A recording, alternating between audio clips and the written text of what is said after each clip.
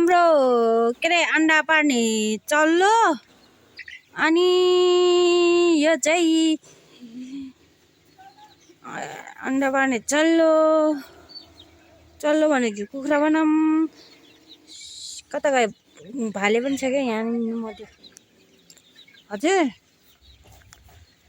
यो हेर्नुहोस् है अनि यो हेर्नुहोस् ठुलो खोलाको नजारा कहिले भ्यूज कहिले देख्नु भएको छैन होला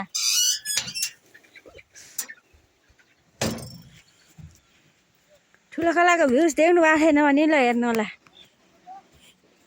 माथि गएर खिच्नु बनाउँछु ल देख्नुभयो ठुलो खोला यो बाटो लग्दै थियो तर रोकिसक्नुभयो रोक्यो अब म तपाईँहरूले गोठ देखाउँछु ल म बसेको गोठ भनेर भन्दिनँ यो चाहिँ यस्तो छ ठुलो खोलाको जे ठाउँ देशभरिको फोहोर लग्ने ठाउँ फोहोरको गाडी होइन धेरै भयो ब्लग नबनाएको नि यो जङ्गल यसमा बाघ पनि आउँछ है बाघ आउँछ सबै आउँछ बाघदेखि ल्याएर स्याल यो चाहिँ आलु हामीले रोपेको अनि यो तलको strawberry strawberry where are you तलको स्ट्रबेरी यो अम्बा यो पनि बाह्रै मासको अम्बा यो पनि फोहोरको गाडीहरू आइरहेको छ माथि चाहिँ हाम्रो नुवाकोट किस्पाङ जाने गाडीहरू आउने अनि त्यसपछि अरूहरू पनि आउँछ यो चाहिँ लसुन भइहाल्यो हामीले रोप्ने लसुन पनि बेचेको साग हेर्नुहोस् यो सागहरू पनि धेरै छन् साथीहरू आज धेरै ब्लग बनाउनु म चाहिँ यता छु म यहाँ छु हजुरहरूले मेरो युट्युब च्यानल मनपर्छ भने लाइक सेयर कमेन्ट सब्सक्राइब गरिदिनु होला यति भन्दै म हजुरहरूले बेचेको साग देखाउँछु ल माथि यो पनि लसुन हो है ऊ त्यो छ नि ओ यो चाहिँ प्याजको बेर्ना प्याज हो हामीले अस्ति रोपिदिएको अनि अर्को तपाईँहरूले देखाउँछु ल यो पनि लसुन अनियन भनेर भन्दिनँ अनियन होइन के गार्लिक जिन्जर के भन्छ नि त्यस्तै हो क्या बेचेको साग देखाउँछु ल तपाईँहरूलाई कस्तो मजाले आएको छ तपाईँहरूले के थाहा यो चाहिँ आन्टीहरूको यो पनि लसुन ल तपाईँहरू छुट्याउनु लसुन र बेचेको साग कुन हो भनेर ल छुट्याउनु ल जुम गरेर देखाउँछु ल हेर्नु कति छ क्या बेचेको साग यहाँ त्यो पनि बेचेकै साग हो नपत्ते हेर्नु ल म देखाउँछु देख्नुभयो बेचेको साग यो चाहिँ हाम्रो गाउँमा त गोठ म साथै घरमा झ्याउ लाग्छ होइन यो सबै जाउँ पनि छरेको छ यहाँदेखि माथि चाहिँ जाउँ यो सबै यस्तो के अरे लसुनहरू मात्रै अनि त्यसपछि तपाईँहरूलाई ठुलो खोला घुम्न मन छ भने आउनु होला ल यो चाहिँ कुखुराको फर्म आन्टीहरूको यस्तो छ हाम्रो ठुलो खोलाको जिन्दगी भन्थ्यो ल हेर्नु नपत्याउनु भएन यो साग हो ल हेर्नुहोस् यो साग बेचेको साग कहिले खानुभएको छ र भनेर भन्दिनँ किनेर खानुभयो होला आफ्नो घरको चाहिँ खानुभएको छैन होला धेरैले होइन त्यहाँ भएर किन्नुभयो भने हेर कति राम्रो फुल तोरी देल लाएर कपाल कालो भो तिमी त नुरे देखे झन्झन गर उला भन्थ्यो अबले गीत गाउने आउँदैन कि अब म तपाईँलाई गाउँमाथि देखाउँछु ल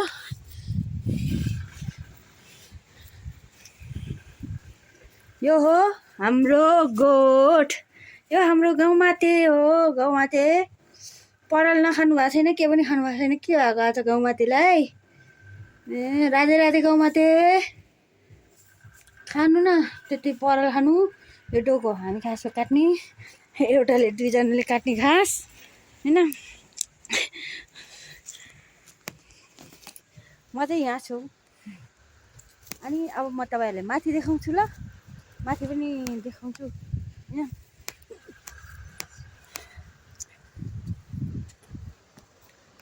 यो हो जाने बाटो, तर मलाई भिडियो बनाउन आउँदैन क्या यसरी।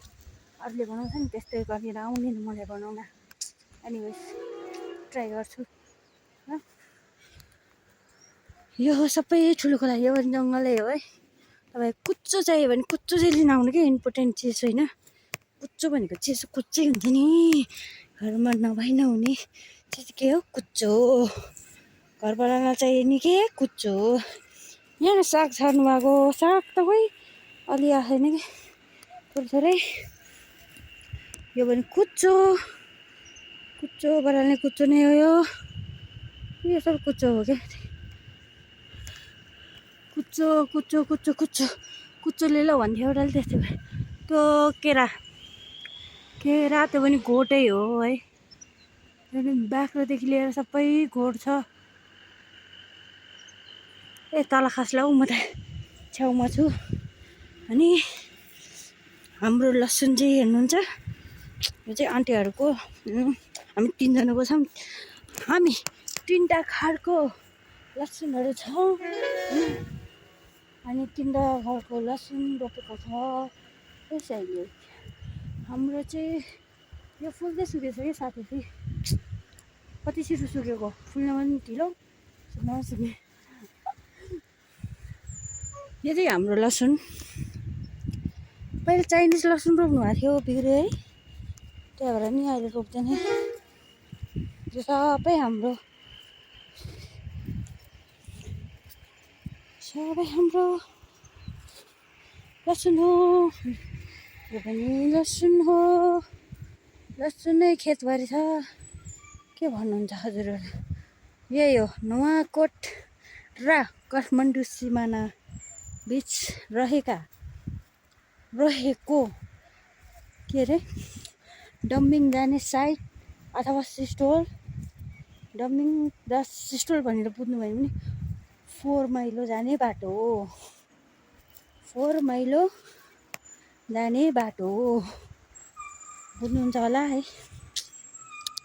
माथि चाहिँ हाम्रो गाउँ पनि जाने। अनि यो जङ्गल छ नि टुप, यहाँभित्र चाहिँ तारकेश्वर महादेव हुनुहुन्छ। दर्शन गर्न चाहनुहुन्छ भने आउनु होला। यो तारकेश्वर महादेव धाम। अनि त्यसपछिको कुरो, अनि त्यसपछि यो घरहरू देख्नुभएको छ नि सिधा, यसको यता बिचनिर शान्तिधाम भुवनेश्वरी, शान्तिधाम भनेछ सरी, के अरे भुवनेश्वरी माताको मन्दिर छ, भाइरल मन्दिर भनेर चिनिन्छ होइन। यो पनि जाउँ नै हो।